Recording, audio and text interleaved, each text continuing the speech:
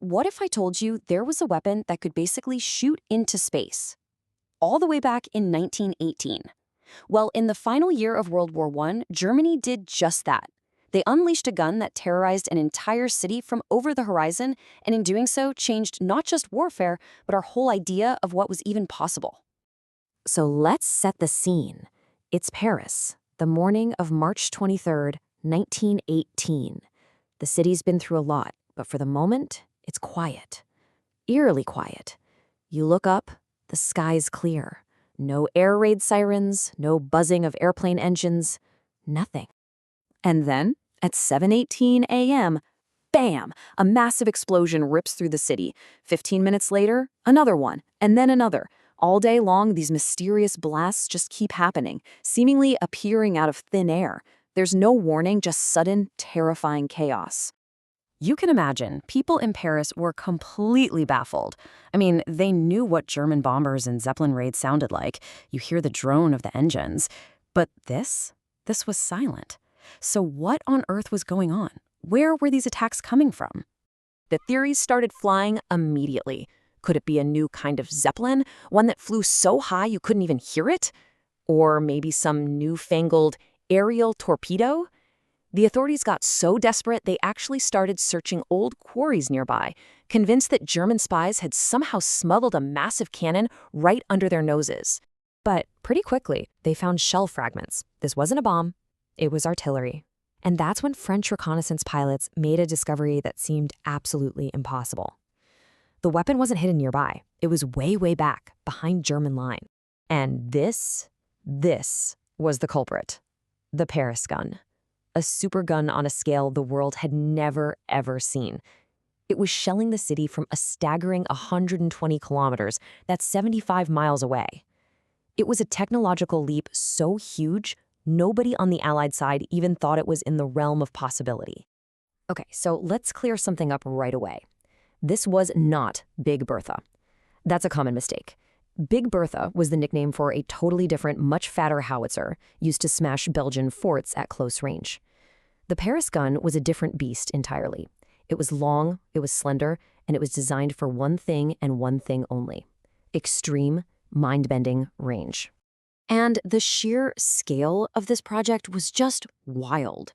The whole thing weighed 256 tons. Its barrel stretched over 110 feet long. It was so specialized that the German army didn't even operate it. They had to bring in a dedicated crew of 80 sailors from the Imperial Navy just to handle the thing. So how in the world did they pull this off? How did they achieve this incredible feat of engineering? Well, the answer wasn't just about going forward. It was about going up. Way, way up. The gun had a maximum range of 130 kilometers. To put that in perspective, the previous world record for an artillery piece was a mere 35 kilometers. So the Paris gun didn't just break the record, it absolutely shattered it, nearly quadrupling the distance. And here's the secret sauce. The shells were fired on this enormous arc, reaching an altitude of over 42 kilometers. They were flying through the stratosphere, where the air is so incredibly thin that air resistance just drops off dramatically. This was the first man-made object ever to reach that height. Just let that sink in for a second. For more than 2 decades, a World War I artillery shell held the altitude record. Nothing man-made went higher until the V-2 rocket tests in 1942. Each 3-minute flight was literally a brief trip to the edge of space. Firing something that far and that high creates all new kinds of problems. For the first time in the history of warfare, gunners actually had to account for the rotation of the Earth. The shell was in the air for so long that the planet would literally spin underneath it. So they couldn't aim at where Paris was. They had to aim at where Paris was going to be when the shell came down. It's just incredible. And the gun itself was this amazing feat of improvisation. Engineers at the Krupp factory took old, worn-out naval gun barrels, and they basically sleeved them with a longer, narrower tube inside. Then they added extensions, making the barrel so long and heavy it needed this massive metal truss built around it, just to keep it from sagging under its own weight. So Germany had this incredible technological marvel. It could hit Paris from behind its own lines. But was it actually an effective weapon of war? The short answer is a definite no. the gun was never really meant to be a war winner, not in a military sense. Its purpose was singular, to create fear and panic. It was built to make Parisians feel that nowhere was safe and to shatter their will to keep fighting. A big reason it wasn't a great military weapon was the shell itself. To withstand the unbelievable forces of the launch, the steel casing had to be incredibly thick. That meant a huge 106-kilogram shell was only carrying about 7 kilograms of explosives.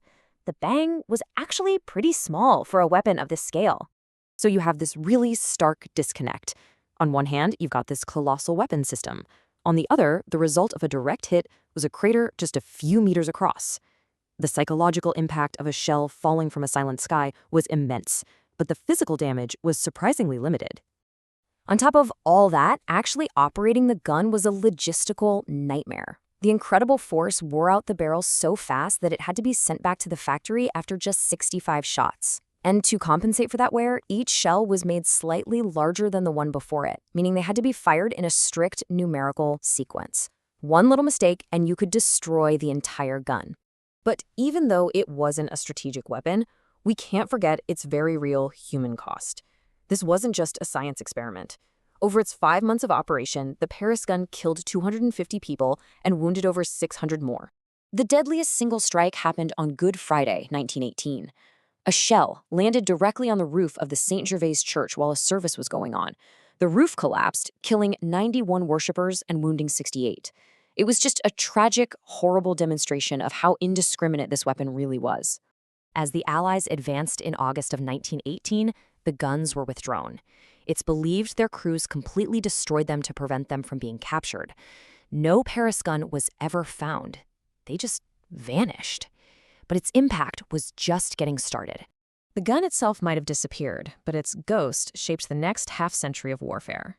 The Treaty of Versailles specifically banned Germany from building another one, and the Allies thought, problem solved. But that ban forced a crucial pivot. If you can't build bigger guns, what can you build? The answer was rockets, which weren't banned.